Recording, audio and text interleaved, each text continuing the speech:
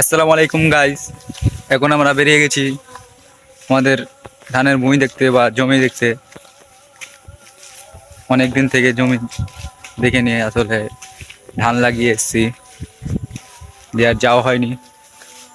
আজকে মনে করলাম আমাদের জমিটা একটু দেখে আসি আর আপনাদের একটু দেখিয়ে আসি পরিবেশটা কত সুন্দর।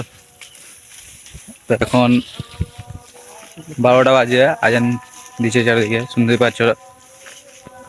তো চলো এখন যাওয়া যাক আমাদের জমিতে। তোমার জমিতে দিয়ে দেখাচ্ছি আমাদের কত সুন্দর ফসল হয়েছে, বা সব কাটবো, ধান পেকেও গেছে।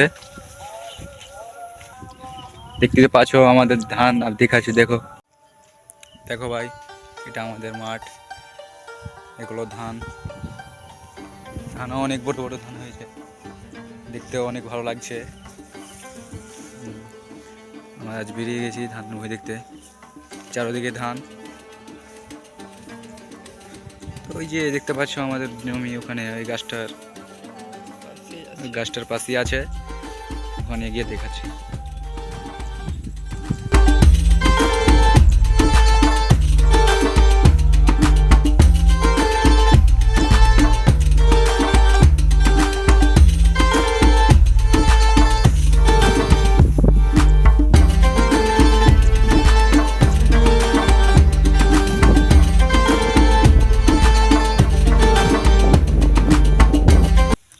চলে এসেছি আমাদের জমিতে, আর একটু গিয়ে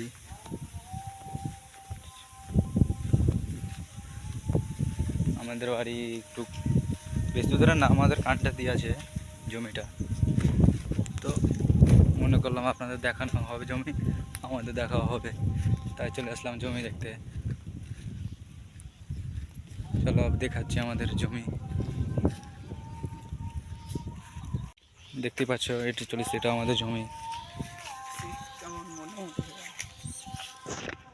ধানের শীষও দেখো কত সুন্দর হয়েছে,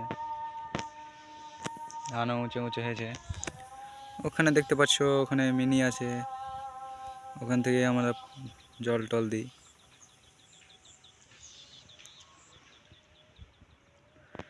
এখানেও আছে, দেখতে পাচ্ছ সবারই ধান কত সুন্দর হয়েছে।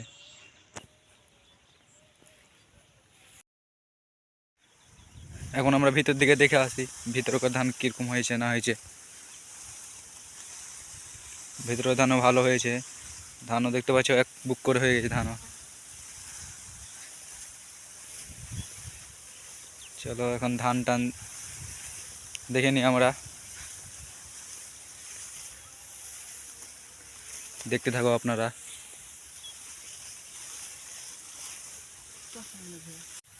চলো আমাদের ধান দেখা হয়ে গেছে, এবার আমরা বাড়ি যাব। অনেকক্ষণ হয়ে গেলো আসা, আর আজানও হয়ে গেছে। বাড়ি গিয়ে ফের আবার নামাজ পড়বো। বুঝতেই পারছো, নামাজ না পড়লে তো শাস্তি অনেক। তো আপনারা কে কে নামাজ পড়ো প্লিজ কমেন্ট করে জানাবেন, আর ভিডিওটা লাইক করে দেবে, একটা সাবস্ক্রাইব করে দেবে। চলো টাটা, বাই বাই।